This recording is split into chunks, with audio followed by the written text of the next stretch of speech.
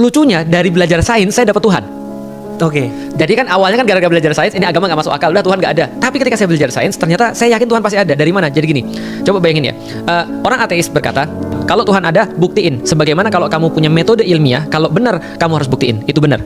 Lalu kemudian saya bilang, iya, masalahnya kalau kita pakai metode ilmiah, memang betul kalau pakai metode ilmiah kita nggak bisa buktiin Tuhan itu ada. Secara fisik. Yet kita juga nggak bisa buktiin Tuhan tidak ada secara metode ilmiah. Nah, kalau kita S1 kan pakai metode ilmiah ya.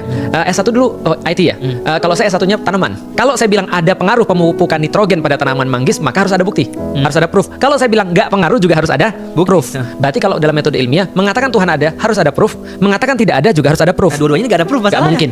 Betul. Berarti kita stalemate dong satu-satu dong. Betul. Nah, masalahnya itu salah pendekatan. Pendekatannya harus bukan metode ilmiah, tapi metode rasional. Nah, metode rasional itu sederhana, nggak seperti metode ilmiah. Metode rasional itu begini, pagi-pagi misalnya Mas Sam keluar dari rumah basah semua tuh, kompleks basah semua. Maka kesimpulannya malam hujan atau tidak? Hujan. Kita lihat nggak? Enggak. Tapi kita yakin dari mana? Ada bahasanya. Itu namanya metode rasional.